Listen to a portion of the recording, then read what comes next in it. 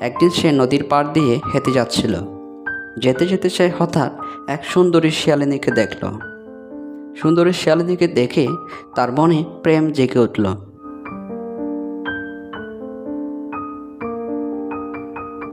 আমি এক সাগর নদী দেখেছি, অনেক পাহাড় পর্বত দেখেছি, কিন্তু তোমার মতো এত সুন্দর আগে কখনো দেখিনি। যা, পাগল কোথাকার। এ বলে শিয়ালিনী সেখান থেকে চলে যায়। এইভাবে বেশ কিছুদিন কেটে গেল। প্রতিদিন একে অপরের চোখে চোখে তারা দেখত আর হেসে সেখান থেকে চলে যেত। আচ্ছা, তুমি কোথায় থাকো? এই পাশের বনে। আচ্ছা, তুমি কি রোজও এখানে আসো? না মানে? সত্যি করে বলো না। না, এমনি। সত্যি করে বলো তো, তুমি আমার জন্য আসো তো, তাই না? হ্যাঁ, তুমি ঠিকই ধরেছ, আমি তোমার জন্যই আসি। সত্যি বলতে, আমি তোমাকে অনেক ভালোবেসে ফেলেছি। এভাবে তাদের মধ্যে প্রথম প্রেম পর্ব শুরু হলো। তারা প্রতিদিন একে অপরের সাথে দেখা করত আর মন ভরে গল্প করত। এভাবে বেশ কিছুদিন কেটে গেল।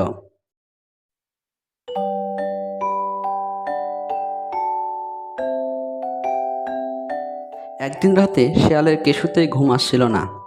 শিয়ালিনীর সাথে কথা বলার জন্য সে ছটফট করছিল। কি করবে সে কিছুতেই ভেবে পাচ্ছিল না। এভাবে অর্ধেক রাত অতিবাহিত হয়ে গেল। হঠাৎ তার মাথায় একটা বুদ্ধি এলো। আচ্ছা, একটা মোবাইল নিলে কেমন হয়? তাহলে তো আমার জানের সাথে প্রতিদিন কথা বলতে পারবো। আমি কালকেই মামার কাছ থেকে একটা মোবাইল নিয়ে আসবো। আমার তো অনেক মোবাইল আছে, মামা নিশ্চয়ই আমাকে একটা মোবাইল দেবে। ভোর হতে শিয়াল চলে যায় বাঘ মামার কাছে। বাঘ মামা, ও বাঘ মামা, তুমি বাড়িতে আসো নাকি? আরে কি হলো? বোর হতে না হতে গাদার মতো ডাকছিস কেন? আরে মামা, গাধা নয় গো, আমি তোমার ভাগ্নে শিয়াল। ও তুই তো এত বোর বেলা চেঁচাচ্ছিস কেন? আরে মামা, চাচাচ্ছি কি এমনি, তোমার ভাগ্নে খুব খুশিতে আছে।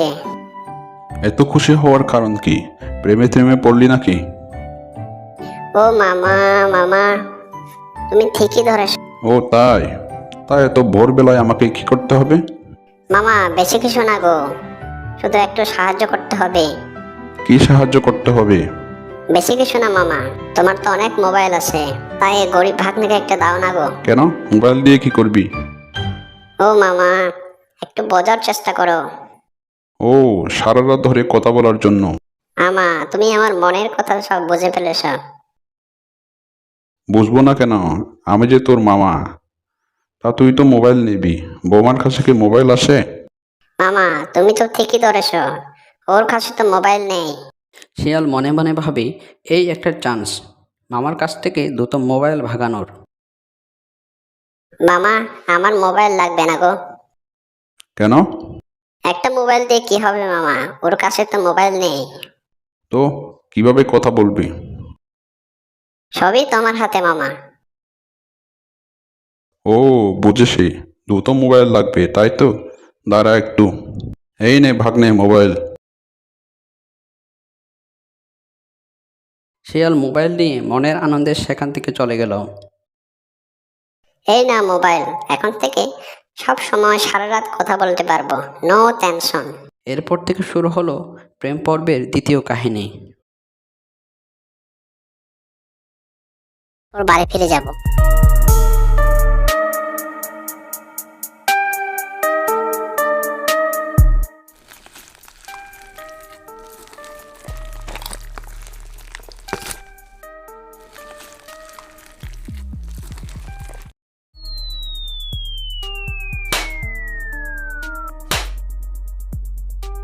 ওরে বাবা রে, মাথাটা আমার ফেটে গেল রে।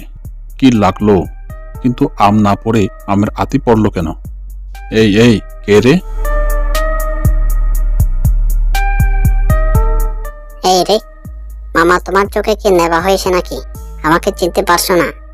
আমি মিসকে গো মামা, মিসকে। ওরে বেটা, আমার গাছের আম চুরি করে কি বুক 56 ইঞ্চি হয়ে গেল নাকি? বুক ফুলিয়ে নিজের পরিচয় দিচ্ছিস? বেটা আমার গাছের আম চুরি করা, দেখাচ্ছি মজা।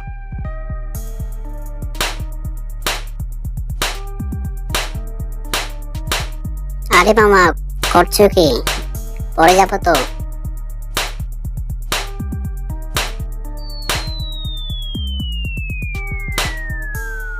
গাছ থেকে পড়ে তো পিঠটা ভেঙে গেল রে, মেরে ফেলবি নাকি? বেটা আমার গাছের আম চুরি করে আবার বড় বড় কথা, লজ্জা করে না? সে কি কথা মামা, লজ্জা করবে কেন? আম খেতে তো আমার লজ্জা লাগে না, মিষ্টি লাগে। বেটা তোকে আজ মেরেই ফেলবো।